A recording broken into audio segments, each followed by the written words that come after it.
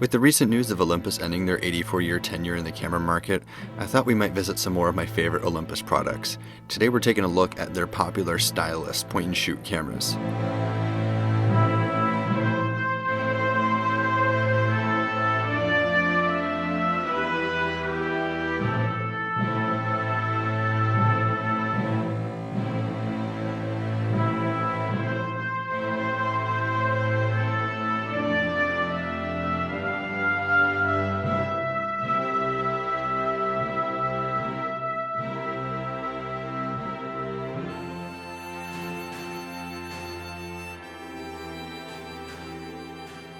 The nomenclature used on these cameras varies by region, the time they were released, and their features. In some countries they're called Miju, but here in the States most are called Stylus or Stylus Epic. On this channel I've already talked about 3 Olympus OM Zoico lenses in my first episode of Adapting Vintage Lenses, that's linked below. These cameras are marketed towards enthusiast consumers who wanted feature-filled cameras with great optics and ease of use. I don't feel like the autofocus is reliable enough to use in a professional setting. My primary use with these point-and-shoots was capturing personal and family moments.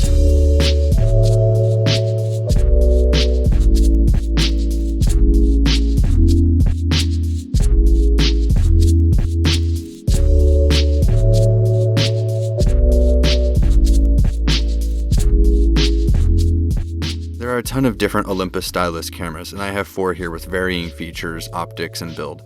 Let's take a look at them and see if a Stylus camera is the right fit for you. The first thing you want to ask yourself is if you prefer a camera with a fixed focal length or a zoom lens. There are a lot more zooms to choose from out there and are generally less desirable. They are cheaper, thicker, and tend to have poorer optics than the fixed focal length models. You can get these cameras at thrift stores and garage sales for next to nothing, but if you're going to go online, you're going to be looking to spend around $50 to $300 depending on the model. The more expensive and sought-after models are the ones with the fixed lenses like the Infinity Stylus 35mm f3.5 or the Miju 2 35mm f2.8. Any of these cameras would be a fine entry into the 35mm point-and-shoots. They're all compact, have useful set of features, and good lens designs.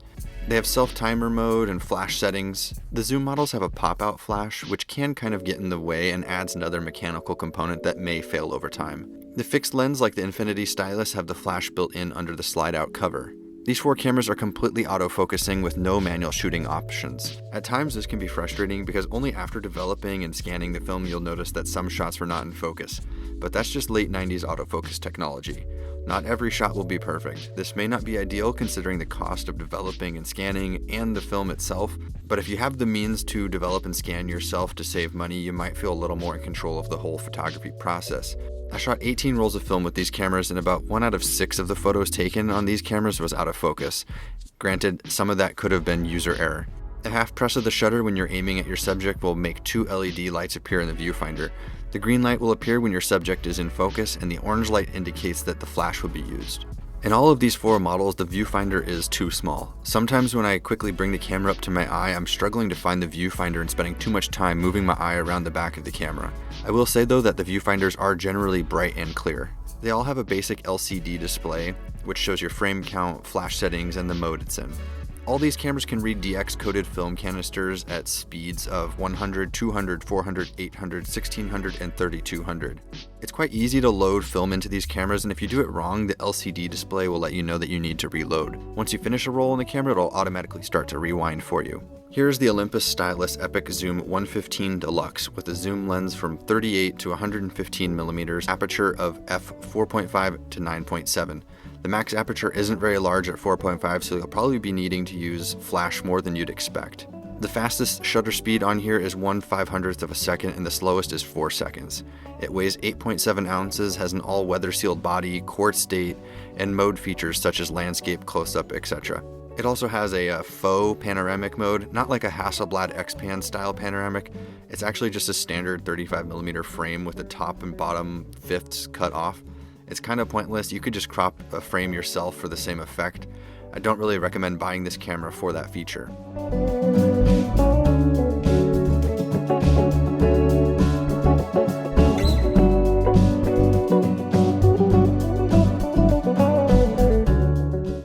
Next Next we have the Olympus Stylus 150 with a 37.5 to 150 millimeter zoom lens, aperture of 5.1 to 13.3 depending on your focal length.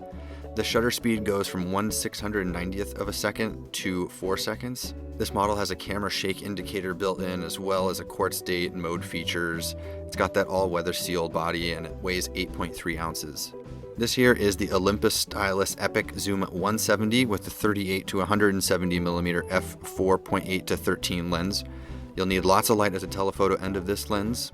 The shutter range is 1/400th of a second to 4 seconds. It has an all-weather sealed body and it's the bulkiest and heaviest of the bunch, weighing in at 10.3 ounces, though it does feel really solid.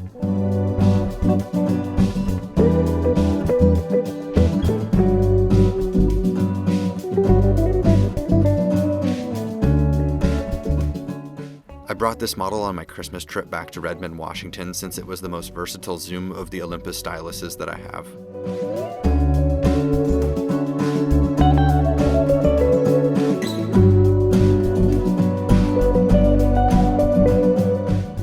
Back in November and December, the rolls I shot with the Olympus Stylus 170 were actually the first I used to develop black and white at home with the CineStill DF96 monobath. In the first roll I developed, some images have reticulation because my water and chemicals were not the same temperature. Live and learn. This here is the Olympus Infinity Stylus 35mm f3.5, and I should note that there are different versions like the Miju 2, which has an f2.8 lens. At 6.7 ounces, this is the lightest and most compact, though it feels the cheapest in the hand compared to the others. It seems just as durable. I've dropped it a couple times over the last year and it still performs just fine. It's incredibly pocketable for a film camera. I actually like that this camera has fewer features than the other three because I don't ever feel like there's a setting between me and a photo. I can just take the shot.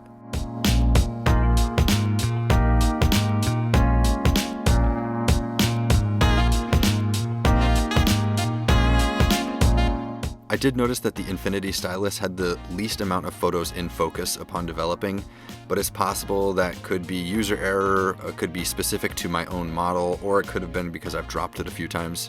I recommend going with the fixed focal length point and shoots. They're higher quality lenses, they're sharper, have less vignetting, and are durable and pocketable.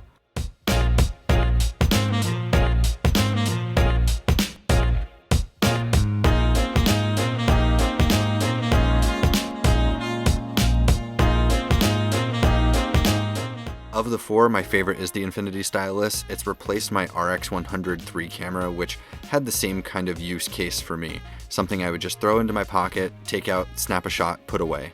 I like to bring one of these Olympus Stylus cameras when Sarah and I go on trips. It's something that she can just quickly grab, use in the moment, not need to worry about exposure or focusing. You know, you throw it in the glove compartment or in your jacket.